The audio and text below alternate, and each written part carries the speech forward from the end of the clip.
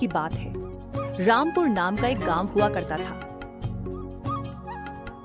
इसी गांव में रमेश अपनी पत्नी सीमा, 8 साल की बेटी पिंकी और 6 महीने के बेटे राजू के साथ रहता था।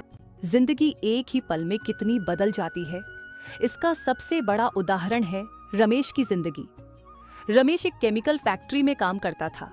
एक दिन अचानक फैक्ट्री में ब्लास्ट हो गया, जिसमें रमेश घायल हो गया। उसे गंभीर हालत में अस्पताल में भर्ती करवाया गया। जैसे ही रमेश की पत्नी सीमा को ये सब पता चला, वो भागी भागी अस्पताल पहुंची। काफी गंभीर हालत है आपके पति की। हम पूरी तरह से कोशिश कर रहे कि इनको जल्दी ठीक कर पाए। आप भगवान पर भरोसा रखिए। रमेश कुछ दिनों में ठीक तो गया, पर इस हादसे में उसने अपना एक पैर खो दिया और अपनी नौकरी भी। घर में जो भी जमा पूंजी थी वो इलाज में खत्म हो गई। पिछले 3 महीनों से वो बीमार था। रमेश ने इन 3 महीनों में भी नई नौकरी ढूंढने की बहुत कोशिश की, पर एक अपाहिज को कोई नौकरी नहीं देना चाहता था। ऐसे ही समय बीत गया और अब तो ठंड का मौसम शुरू होने वाला था। ठंड के साथ साथ तेज बारिश भी लगातार हो रही थी, जिससे सड़कें पानी से भर जाती। ऐसे में रमेश को इधर से उधर आने जाने में बहुत परेशानी होती। बेचारा रमेश आज भी परेशान होकर घर लौट रहा था। हे भगवान, आज भी काम नहीं मिला। सब लोग मुझसे ऐसे क्यों कतराते हैं, जैसे कि मैं कोई भूत हूँ। अरे एक अपाहिज को जीने का हक नहीं है क्या? वो और उसका परिवार भूखा मर जाए क्या? रमेश बार बार की असफलता से परेशान हो गया था और उसका मकान मालिक पिछले 3 महीने का किराया वसूलने हर दूसरे दिन उसके घर आ जाया करता था और मकान खाली करने की धमकी देता। देख रमेश, अब बहुत हुआ तेरा ये नाटक। चुपचाप मेरा किराया निकाल, वरना ये घर खाली कर दे। पूरे 3 महीने हो गए हैं तूने किराया नहीं दिया है। आज आखिरी बार बोलने आया हूँ, किराया भरो, नहीं तो 2 दिन में घर खाली के देना। इतना बोलकर मकान मालिक चला गया। बेचारा रमेश बहुत परेशान था कि अब वह क्या करे।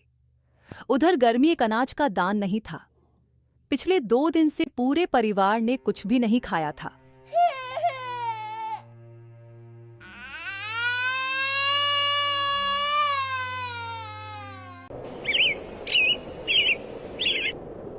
ये सोचते सोचते रमेश बाजार की तरफ निकल जाता है। अभी वो जा ही रहा था कि तेज बारिश शुरू हो जाती है। हे भगवान, इतनी तेज बारिश। मुझे उस चाय की टपरी के नीचे रुक जाना चाहिए। अगर बारिश में तबीयत खराब हो गई तो लेने के देने पड़ जाएंगे।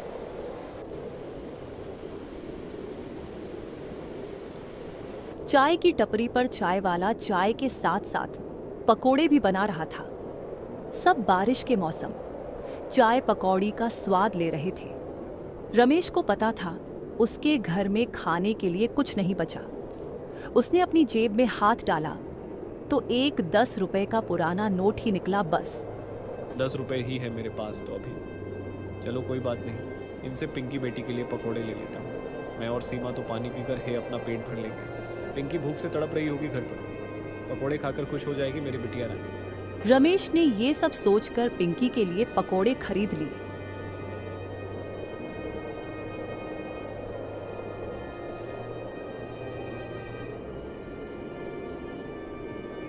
थोड़ी देर में बारिश भी बंद हो गई। रमेश पकोड़े लेकर अपने घर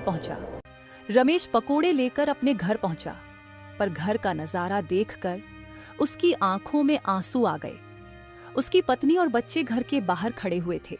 का बेटा राजू अपनी मां की गोद में बस रोए जा रहा था और उसकी बेटी पिंकी भी डरी और सहमी हुई अपनी मां के पास खड़ी थी, क्योंकि उनके मकान मालिक ने उनको घर से निकाल दिया था।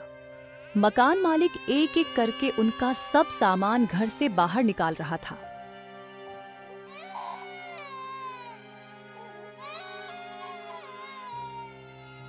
रमेश की बेटी पिंकी ने जब उसको देखा तो अपने पिता के पास आकर बोली, देखिए ना पापा, इन अंकल ने हमें घर से बाहर निकाल दिया और अब ये हमारा सामान भी बाहर निकाल रहे हैं।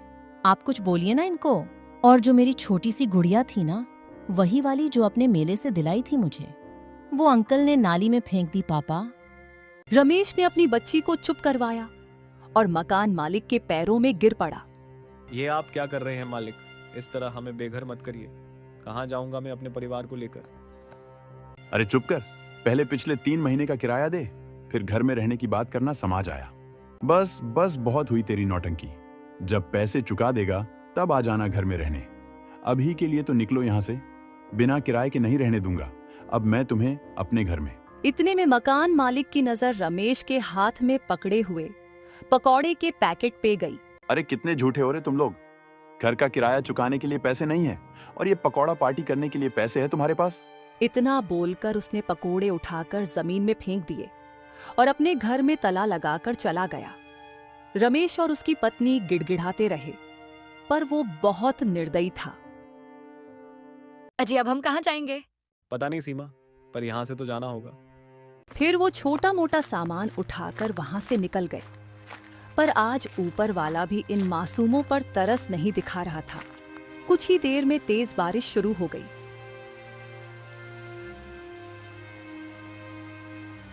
तेज बारिश में वो कहीं पर छुपना चाह रहे थे, पर उनको ऐसी कोई जगह नहीं मिल पा रही थी। बेचारी सीमा अपने छोटे से बेटे को सीने चिपकाए चली जा रही थी और नन्हा राजू बस रोए जा रहा था। तभी तेज बारिश के साथ साथ ओले भी गिरने लगे।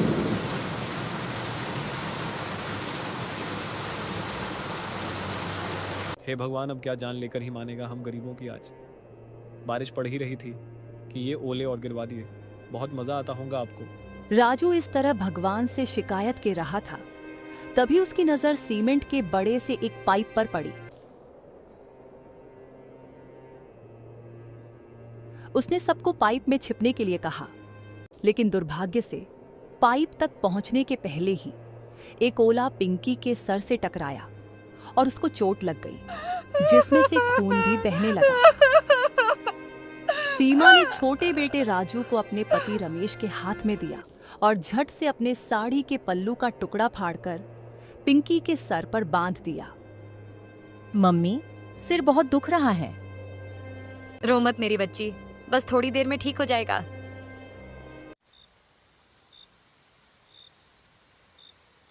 कितनी अच्छी लगती है ये बारिश। मन करता है कि बस भीगते रहो बारिश में। काश ये बारिश रात दिन ऐसे ही पड़ती रहे। हाँ, सच में बारिश में भीगने का मजा ये अलग है। और उसके बाद गर्मा गर्म पकोड़े और चाय, मजा ही आ जाता है। एक तरफ रमेश का परिवार था जो बारिश के रुकने का इंतजार कर रहा था, और दूसरी तरफ कोई पूरी रात दिन बारिश चाहता था। कितनी असमानता है ना भगवान की बनाई गई इस दुनिया में। रमेश और उसकी पत्नी भी यही सोच रहे थे, साथ ही बारिश के रुकने का इंतजार भी कर रहे थे। पर बारिश तो रुकने का नाम ही नहीं ले रही थी। कम होने की बजाय बारिश और तेज हो गई। सड़कों पर पानी भरने लगा। लगातार हो रही 2 दिन की बारिश ने बाढ़ वाले हालात बना दिए।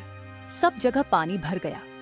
जिस पाइप में रमेश और उसका परिवार बैठे थे, धीरे धीरे उसमें भी पानी भरने लगा। सीमा, हमें बच्चों को लेकर किसी ऊंचे स्थान पर जाना होगा, नहीं तो हम डूब जाएंगे। फिर रमेश ने पिंकी को अपने कंधे पर बिठा लिया और किसी सुरक्षित जगह की तलाश में आगे की ओर चलने लगा। कुछ दूर चलने के बाद अचानक पानी एक तेज बहाव आया और रमेश का नियंत्रण बिगड़ गया। इस वजह से बेचारी पिंकी उसके कंधे से गिर पड़ी और वो पानी के तेज बहाव की चपेट में आ गई। पिंकी पानी में डूबने लगी। पापा, पापा मुझे बचाओ, मैं डूब जाऊंगी इस पानी। 2 दिन से भूखा परिवार और ऊपर से ये बारिश का कहर। रमेश चाहकर भी अपनी बच्ची को नहीं बचा पाया। पिंकी कुछ ही देर में उनकी आंखों से ओझल हो गई। पिंकी, पिंकी कहाँ हो तुम? पिंकी, हाय रे मेरी बच्ची।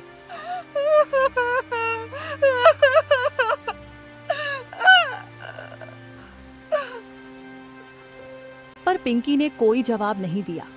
आज रमेश खुद को बहुत असहाय महसूस कर रहा था और एक असहाय पिता की तरह ऊपर आसमान की तरफ देखकर बोला, और आज तो तूने मुझसे मेरी बच्ची भी छीन ली। कान खोलकर सुनेल तू अब, आज से तू मेरे लिए भगवान नहीं, पत्थर है तू पत्थर।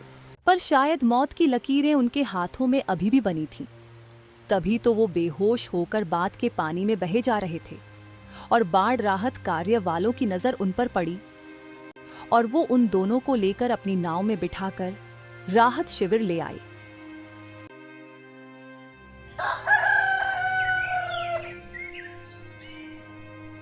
हम तीनों तो इस बाढ़ में बच गए सीमा, पर इस बारिश ने हमसे हमारी पिंकी को छीन लिया सीमा।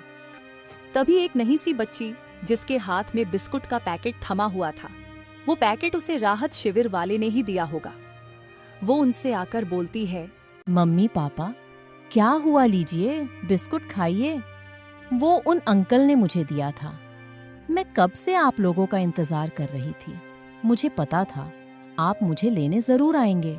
वो आवाज पिंकी की थी। पिंकी को देखकर रमेश और सीमा फुटकर रोने लगे। राहत कार्य वाले पिंकी को भी बचाकर शिविर में आए थे। अपनी बच्चों को सही सलामत देखकर रमेश और सीमा ईश्वर को धन्यवाद करते हैं।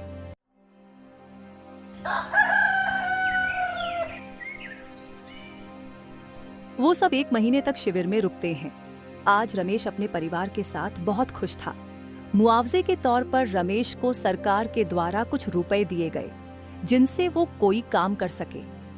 रमेश ने अब अपनी एक चाय पकौड़ी की दुकान खोल ली और उसका काम अच्छा चलने लगा। आज रमेश अपने परिवार के साथ खुश। दोस्तों, अगर आपको भी अपने आसपास ऐसे ही कोई गरीब, लाचार, अपाहिज व्यक्ति मिले तो कृपया उसकी मदद जरूर करेंगे। और ऐसे ही दिल छू लेने वाली कहानियों को देखने के लिए हमारे चैनल को सब्सक्राइब करके वीडियो को शेयर कीजिए। धन्यवाद।